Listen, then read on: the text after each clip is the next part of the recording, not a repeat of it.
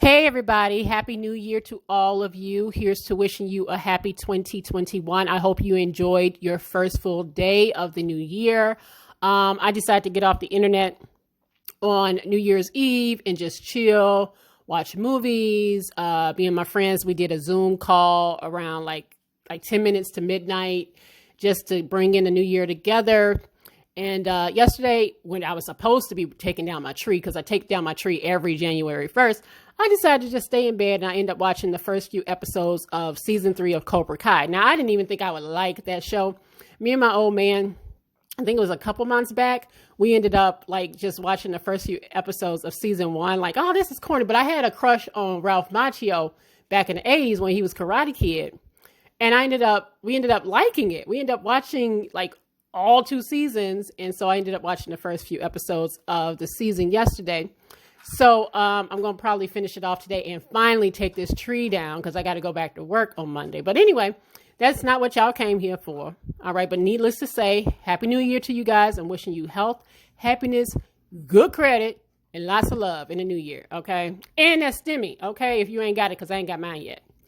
Anyway, let's talk about Kenya Barris. Now, a lot of you guys know who Kenya Barris is. If you don't know who he is, you may have heard of mixtures, blackish, grownish, all that other stuff that he's created.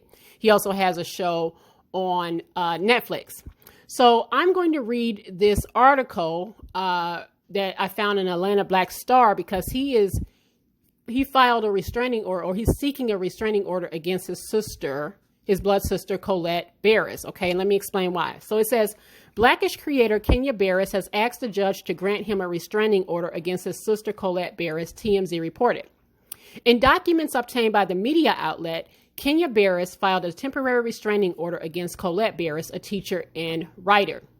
The director claimed that his sibling crossed the line in her failed attempts to get her own career started in Hollywood. The Mixed-ish creator alleges that over the years, his sister has tried to use his name to get meetings and projects. She pretends that she has Kenya's support so that television executives who weren't entirely sold on her ideas would then give her a chance. All right, then it goes on. Kenya Barris also is worried that because things aren't going well for his sister, she will start harassing his children. The director shares 6 kids with his wife, Rainbow Edwards Barris. The 2 siblings have reportedly had a troubled relationship for some time now.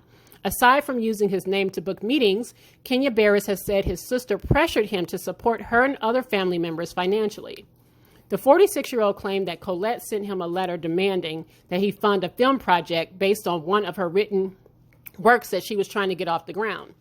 Kenya Barris alleged that Colette Barris wanted $4 million to create the project and said that if he didn't comply, she would go public with information. He asked that the judge grant the order, even if it's temporary, that his sister be ordered to stay away from his family, and that communication be ceased between the 2 parties. Kenya and Colette Barris are 2 of 4 children raised by their parents, Patrick and Tina Barris, a GM Motor Factory worker and a real estate agent, respectively. In the past, Kenya Barris has spoken about the stark difference between how he and his siblings were raised versus how his children were raised thanks to his success. In 2017, he told People, "We were definitely poor, but we never felt like we were destitute." All right. And so that's the gist of the article. Now, let me say this. If what he is alleging is true about her trying to get money out of him, that's wrong to me, because no matter how much money this man makes, he is not, in my opinion, obligated to take care of his sister and give her money, right? You know, it's just how certain people are built different, right? If she's demanding it, he in no way, in my opinion, is obligated to give her a dime. But I read the part about the fact that she was taking meetings around Hollywood based off the name. And that in itself that's what nepotism is, right? It's like getting your foot in the door based off of who you know. And most of the time it's family. And I want to ask you guys how you feel about nepotism.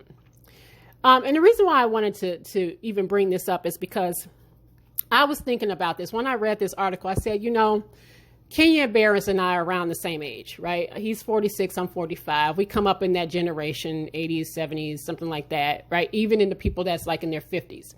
And I do feel like that particular generation, they have this, I can't put my finger on it, but I feel like a lot of black folk in that era act like gatekeepers. Like a lot of folks shun nepotism in that. And that's just my opinion. And this might be an unpopular one, but I got to get it off today. Okay. I feel like a lot of people in that generation shun nepotism. Now, one of the very few families that didn't was the Wayans, right? Keenan Ivory Wayans wrote I'm Gonna Get You Sucker. He had all these different things. And then when he made In Living Color, he put all his people on. He pulled them with him, right? And they all success stories, whether they was on camera or off the camera. It was a whole lot of family members, right? It was all a lot of brothers and sisters, but he put his people on, right? And they weren't afraid to do it. Everybody was Wayans. But I feel like a lot of people in my generation just kind of shunned that. And it's almost like it's a badge of honor, of course, to just get it out the mud, right? Just to get it and be successful. It is. Okay, yes, you made it. You made it out of poverty. You made it. But a lot of times I do, and I see this in everyday life, a lot of people don't want to bring their people with. And there's various reasons as to why. Like if I have a trifling relative and I know there's an opportunity there, I ain't going to give it an opportunity to a trifling relative. So I get that. So it's possible that she's a very trifling relative, especially if she's asking him for money, right? If she asks him for money, she might just be trifling. He don't want to give it to her. But if I'm Kenya Barris and I know that my sister wants to be a creative, right? Maybe she's not the greatest writer or something like that, but she around town using my name. Why does she even have to go that far? And let me explain that. If you got all these shows and all this power, so to speak, and your sister is seeking to make it in Hollywood, was there not an opportunity that you could have given her, even if her ass was holding a boom mic on the set of Blackish? Was there not an opportunity to put her into the game, put her into the business, so that she don't have to go around trying to get money out of you, so that she can make her own way? And so, in my opinion, so the hell what if she out here, like, okay, she a Barris. Her name should be able to get her in the door, should it not? He obviously has an issue with that. He's embarrassed by that. I could see how that might be cringy if she out here taking meetings and he not know about it. He not and he's just like, wait. You doing that without me. But why do we act like gatekeepers? Like we don't want to pull that. My generation is notorious for not wanting to pull other people with. And I'm just saying it. That's how I feel. That's why I'm asking you guys, how do you feel about nepotism? Now people will sit here and laugh about white folks using nepotism all day, like, oh, look at Donald Trump got his daughter. Yeah, they ain't qualified for it, but I ain't mad at the fact that people want to pull their people up with them. Hell, I grew up in the city of Chicago, and some of them departments in the city of Chicago everybody had the last name. Everybody had the same last name because they would pull their people with. And you know what? Now that I'm older, I ain't mad at it. I'm not mad at it. I'm not mad at nepotism. Like, why do we not white folks use nepotism all the time? We don't. Now, again, I do understand if you have a trifling relative, of course you're not going to put them in a position, but I would prefer that I help you get a leg in than you come and asking me for money.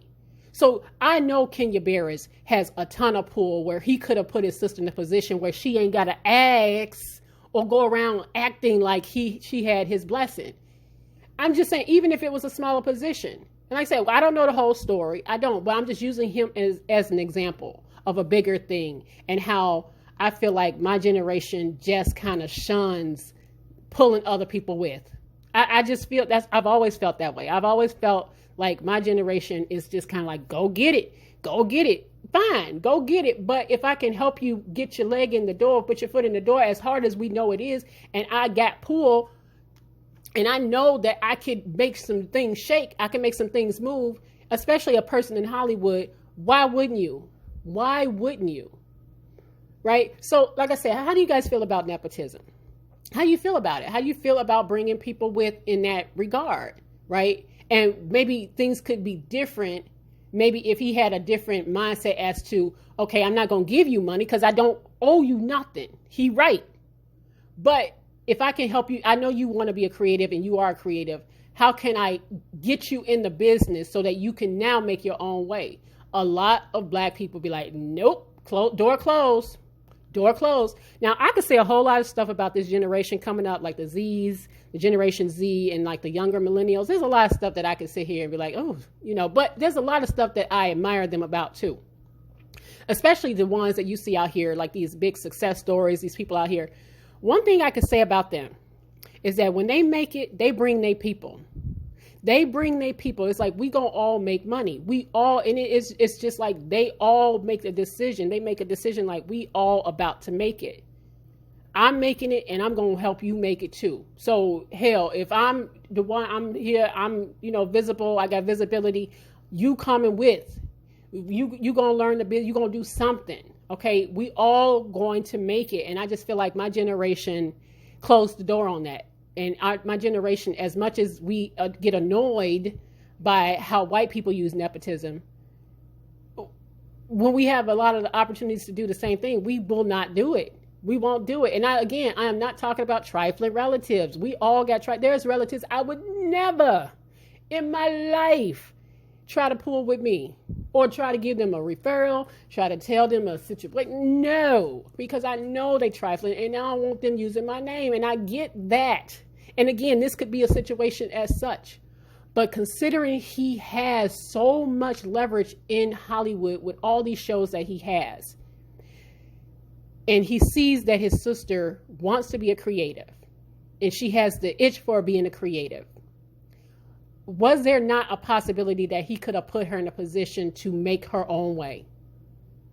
Her last name Barris. It's Barris. Why can't I use my last name to get my foot in the door? Why can't I use my last name? And I'm just kind of interested in what you guys think about all of this, right? There's no right or wrong here. It really isn't. It's very gray. It's very gray in how I choose to look at this. But I look at both sides of this. I look at the fact that, yes, he's not obligated to give her anything, but at the same time, what's wrong with nepotism if you can, in fact, use it? If you can, in fact, use it, what is wrong with nepotism? Especially when we see, not to compare myself to white people, that's not what I'm doing, but the fact that they use it, hell, I would use the hell out of it if I could. Use the hell out of it if I could, and I'm in Hollywood, and I could put my people on. But everybody ain't the Wayans. I get that. I know everybody ain't the Wayans family and stuff like that, but I admire how the Wayans did what they did and how they put their people on and brought them with them. I do admire that. But let me know what you guys think about all of this. How do you look at this, and how do you view nepotism? How do you view nepotism in general and in this situation? Let me know what you guys think. I'm really interested in your thoughts. Like, comment, share, and subscribe. And I, of course, will see you guys on the next video. Take care. I got to go take this tree down, y'all. Bye.